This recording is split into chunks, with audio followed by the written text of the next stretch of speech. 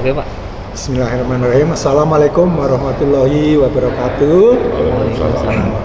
Teman-teman dari komunitas BRIT, ini kesempatan yang luar biasa sekali di siang hari ini tanggal 15 November tahun 2022. Kami dari komunitas BRIT itu diundang oleh Pak Buntoro ya untuk menghadiri atau melihat langsung lah. Jadi apa yang sudah dikerjakan Pak Buntoro di Kalasan ya, tepatnya di Kabupaten Sleman di Yogyakarta.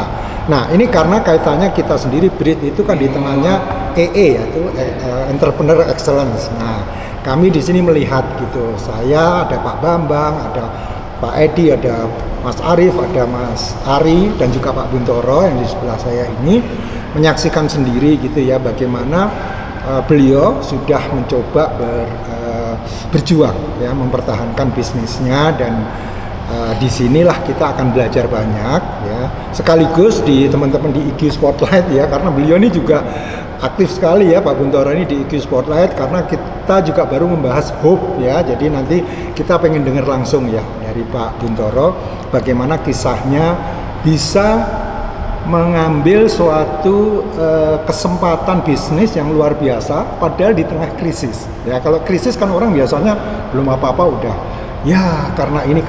Nah, beliau ini nanti yang akan coba menjelaskan kepada kita. Nah, mudah-mudahan kita ini bisa banyak belajar gitu. Jadi ke Pak Buntoro sekarang dulu ya. Di sebelah kanan saya ada Pak Bambang Pramujo. Jadi nanti silakan, ini dua orang pakar ini yang akan memberikan pembelajaran ke kita. Jadi mungkin Pak Buntoro kalau bisa sedikit memberi gambaran Pak, karena kan MAK, Mega Andalan Kalasan itu sudah 25 tahun ya Pak ya? Ya, pas 25 tahun. Pas 25 tahun, masalah luar biasa ya. Dan tentu di awalnya itu saya baca ya dari bukunya yang Never Ending Story itu, Journey, Never Ending Journey itu menarik sekali. Nah, mungkin kalau Pak Buntoro menyemangati anak-anak muda nih, karena di BRIT-nya anak-anak muda semua Pak, gimana Pak bisa proses dari anjlok terus bisa naik gitu? Ya, sebetulnya kita itu beruntung ya, karena sebelum COVID itu kita udah jatuh. Sebelum COVID udah jatuh. Jadi karena permasalahan masalah distribusi, sehingga pasar kita tiba-tiba hilang. Jadi kita kehilangan pasar. Nah, kalau orang jualan pasarnya tiba-tiba hilang, kebakar, kan silakan, kita nggak bisa jualan kemana-mana. Jadi itu terjadi di bulan Juli tahun 2019, sehingga kita mencoba bertahan, tapi kan ini menghidupi 800 orang karyawan. Jadi betapa sulitnya ya tanpa penjualan yang cukup untuk membiayai 800 orang karyawan. Nah, kita berjuang untuk kembali ke pasar, tapi ternyata juga perjuangan kita ya mungkin memang sudah ditakdirkan tidak berhasil. Tapi permasalahannya itu bukan permasalahannya, tapi untungnya itu di bulan Maret 2020 muncul COVID. Nah, muncul COVID ini kebutuhan akan peralatan rumah sakit, peralatan kesehatan tiba-tiba naik tinggi sekali. Karena banyaknya pasien yang harus dirawat di rumah sakit. Nah, kebutuhan itu menyebabkan pemerintah, dalam hal ini Menteri Keuangan, membuat peraturan pemerintah bahwa boleh membeli tanpa melalui e-katalog. Nah, kita bisa masuk ke situ. Jadi buat kita ya blessing in disguise lah. Artinya tidak bisa mengembalikan 100% pasar yang tadinya kita miliki, tapi sedikitnya kita sudah bisa bernapas sedikit, walaupun masih bleeding terus.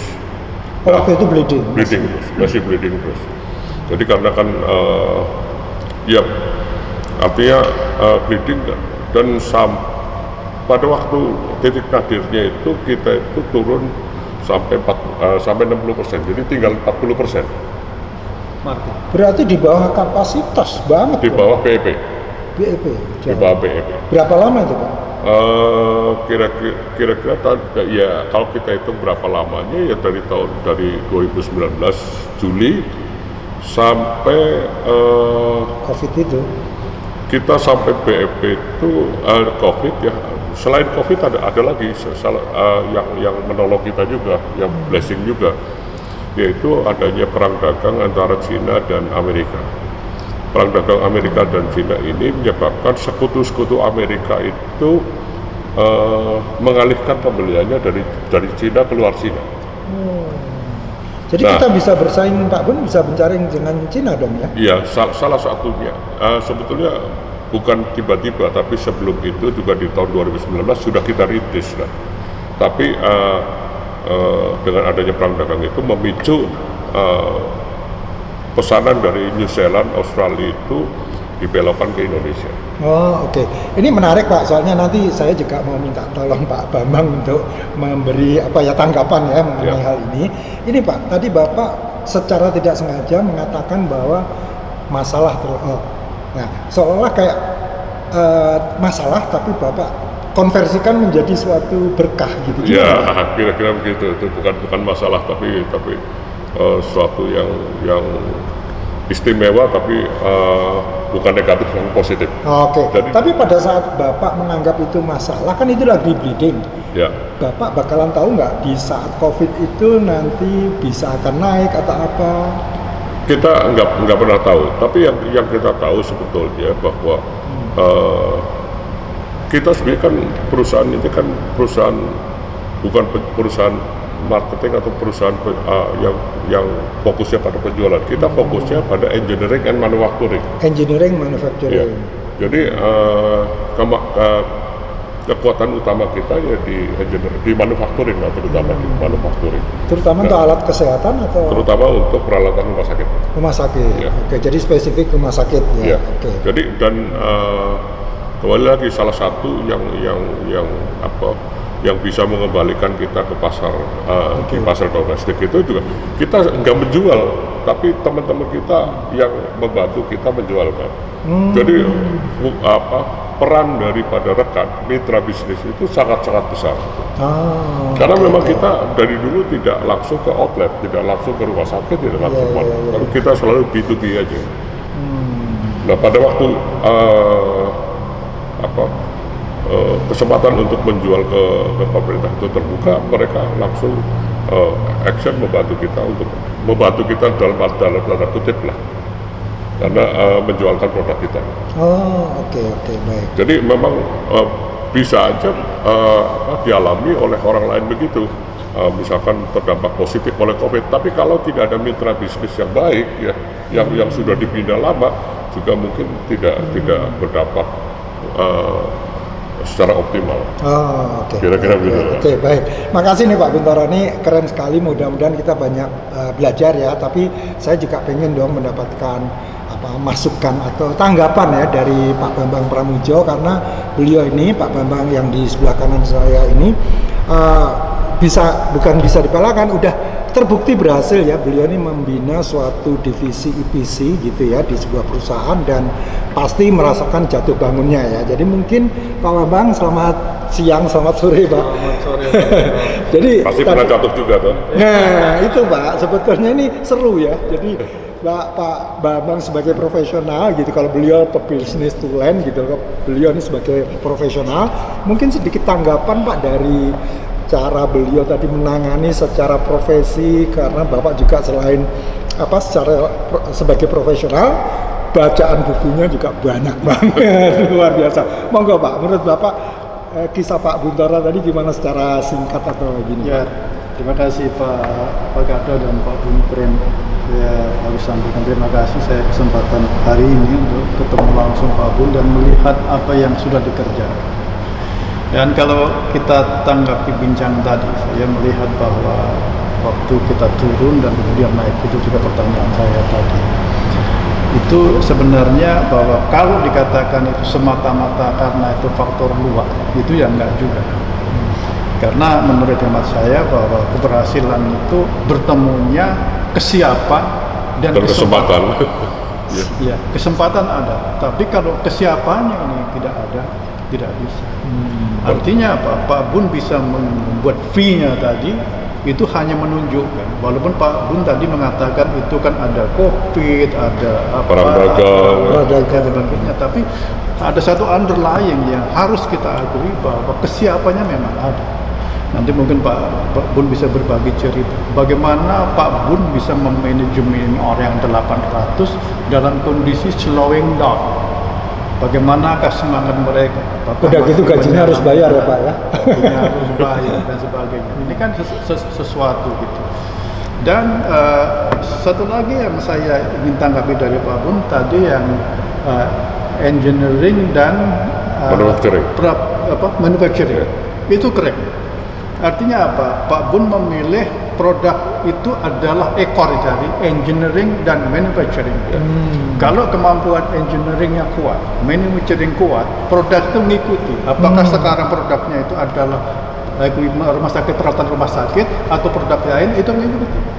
Dan yang keren di sini, yang saya lihat di sini adalah bahwa kalau saya boleh pinjam istilahnya di Toyota itu kan Jidoka ya Pak ya. Jidoka itu adalah automation with human touch.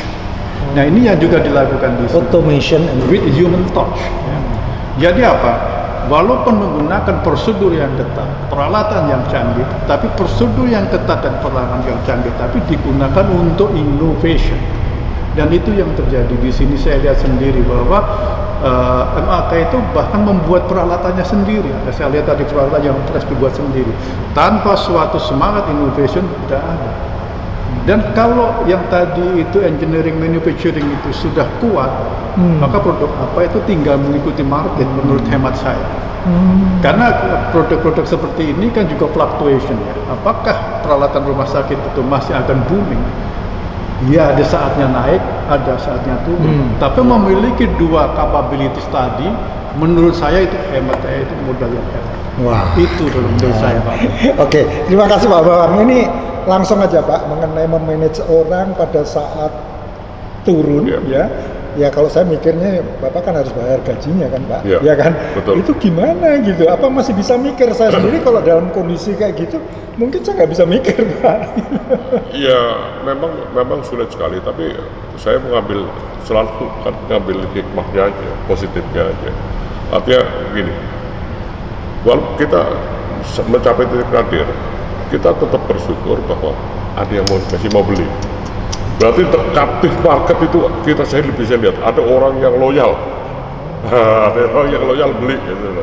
Nah itu penting sekali itu, bahwa kita punya loyal orang-orang loyal yang mau membeli produk kita. Nah itu. Tapi maksud Bapak captive ini bukan berarti bukan holding company-nya kan? Bukan. Jadi mungkin sulit dipercaya bahwa ada di luar sana di pemerintah di rumah sakit atau institusi kesehatan lainnya yang milik pemerintah itu yang selalu ingat untuk menyediakan anggaran buat saya. Jadi segi customer dong ya? Ya dari segi customer. Jadi hubungan ya loyalitas customer ini penting sekali gitu. Jadi kalau salah satunya di buku Marketing Rebellion itu loyalitas customer itu. Ini bocoran ini. Padahal mau kita bahas besok ya Pak ya. Wah, teman-teman Brit. Rupanya beliau sudah membaca buku Marketing Rebellion yang akan kita bahas besok ya. Oke. Terus. Salah satunya itu. Jadi memang dari situ kita tahu kita punya ya bisa dibilang captive lah ya. Yang tidak goyah karena masalah-masalah yang sifatnya administratif atau apa itu. Nah itu salah satu kesimpulan yang kita bisa, dan itu juga sebetulnya mengurangi bleeding kita. Jadi kalau sampai tidak ada sama sekali udah luar biasa. Tapi sebetulnya pada waktu kita di titik nadir itu atau menuju titik nadir itu kesulitannya bukan hanya di masalah jualan, bukan, tapi masalah bank juga kan khawatir. Iya ya. Gitu, waduh lama-lama ini udah mau bangkrut ini. Jadi yang udah komitmen pun kadang-kadang dibatalkan. Padahal udah komit. Ya? Udah komit dibatalkan juga. Ya, Tapi dengan demikian kan, jadi saya ambil positifnya. Dengan demikian saya tahu karakter bank ini. Saya tidak akan mau pakai lagi nanti kemudian. Iya tak? Soalnya Bapak sebagai nasabah. Oh iya tuh, gitu loh. Artinya apa? Saya itu mau membayar bunga mungkin yang terbesar di Jogja untuk bank itu. Dan bunga dari saya itu mencukupi untuk operasional bank itu. Jadi terlalu kurang ajar buat saya itu. Ya walaupun saya tidak dendam, tapi saya tidak dendam apa-apa. Tapi saya melihat bahwa begini, sebenarnya kita selalu berpengalaman. Ada contoh yang baik, ada yang contoh yang buruk. Nah, itu contoh yang buruk yang tidak perlu kita tiru kan.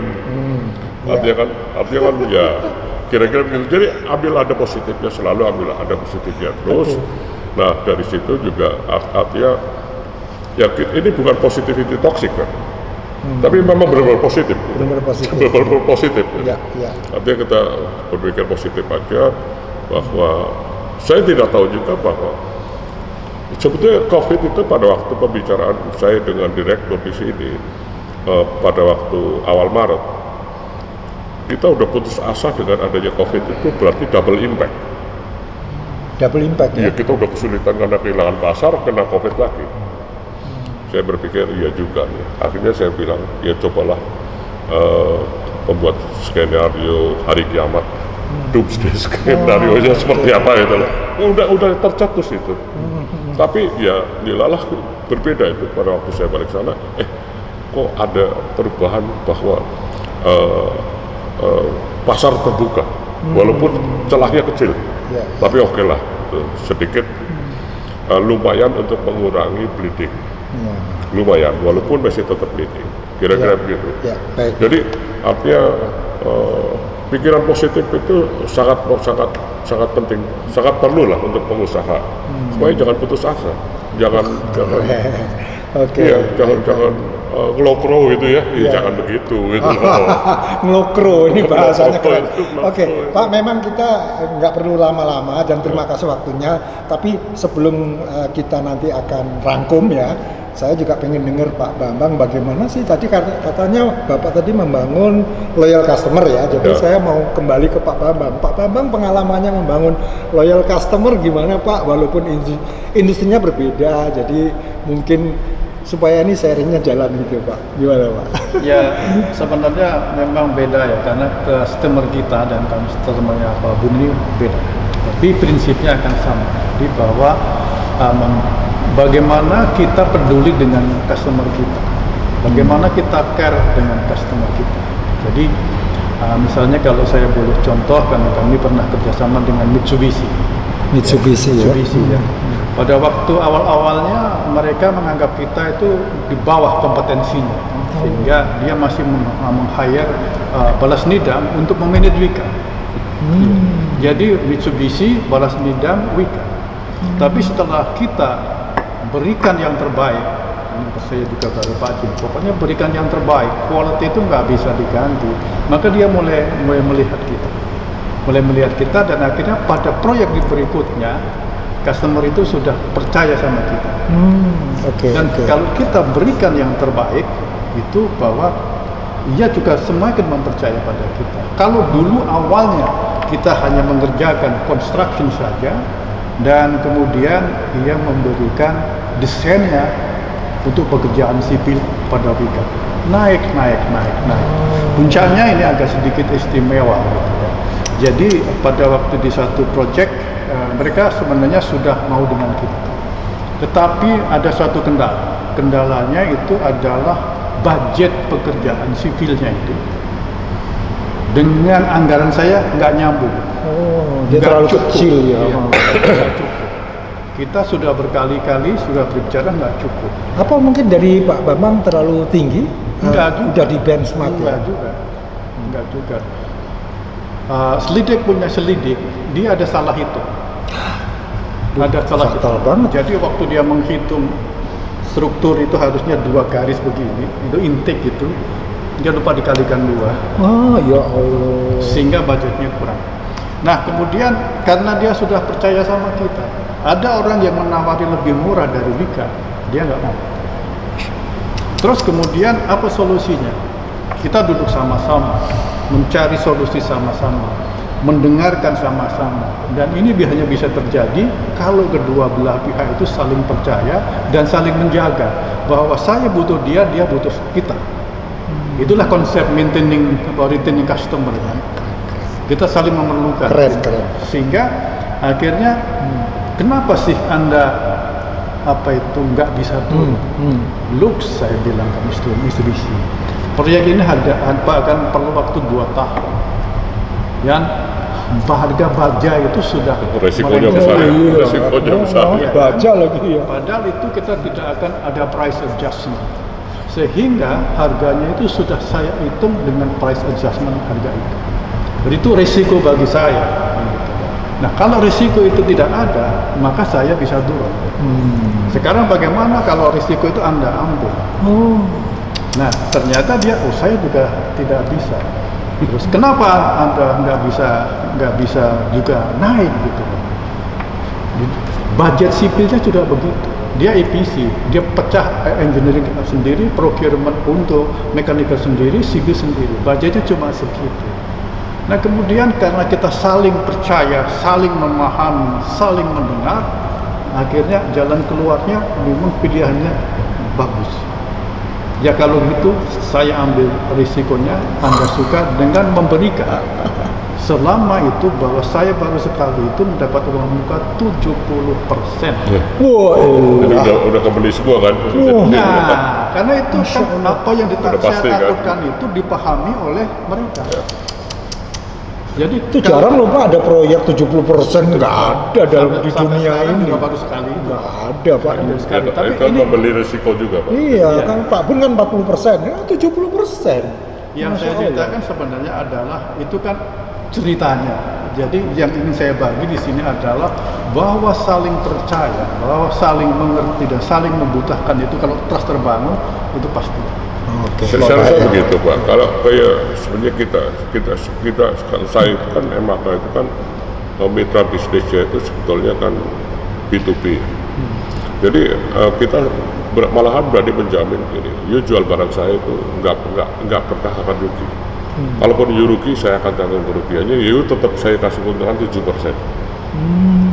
Jadi tetap 7%. Ya, dalam hal persaingan sangat hebat, sangat ketat, sangat luar biasa. Kalau bersaing sama Jepang itu agak repot. Karena apa? Jepang itu bisa kasih diskon itu bisa gila-gilaan. Yang terakhir donasi aja. Nah, udah repot urusannya itu. Itu emang di Jepang begitu. Kalau dia nggak mau kompetitornya masuk ke satu institusi, udahlah terakhir saya donasi aja lah. Gitu. Nah.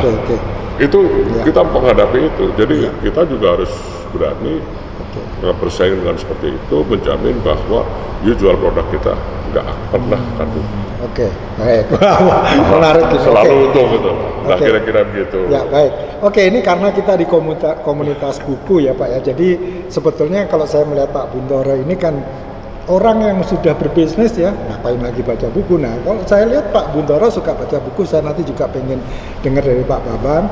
Seberapa jauh sih Pak baca buku membantu Bapak? Sebenarnya penting sekali. Jadi kalau saya memang punya banyak mentor yang sangat jahat ada, sangat baik ada, yang munafik ada. Nah, yang membimbing saya memilih itu adalah buku. Kira-kira gitu loh. Ini loh, saya bisa media yang paling jahat juga nipu apa segala macam itu. Ada saya yang memang kerjanya waduh udah sangat itu iblis lah kira-kira lah. Tapi ada yang baik sekali, yang malaikat. Gitu. Ada yang waduh ngomongnya agama terus tapi munafik banget. Mudah-mudahan kita nggak termasuk yang itu. Nah, kita kan harus mana sih yang baik itu. Kalau kita baca buku yang saya pernah ngomong ya, The Chris Blackheart gitu. Saya baca Pak. Sebenarnya itu buku-buku. Kalau saya bilang itu pengarangnya dari ilmu Cina setan, kan? iya, Sining Chu itu orang Amerika tapi keturunan saya baca tuh dari Cina itu. Kan dia ngarang Asian Mind juga. Itu enggak baca saya. Itu bagus sekali. Jadi dia mengungkapkan latar belakang pemikiran orang-orang di Cina itu seperti apa. Bagaimana mereka itu mukanya tebal, artinya nggak tahu malu. Hati yang hitam kejam. Oh. Tapi kejam dalam arti kata, Iya. ya dia maunya ini gitu loh, kira-kira gitu. Artinya nanti Bapak akan bersedia mereview buku itu ya Pak, yang di Brit ya? Mesti baca ulang gitu.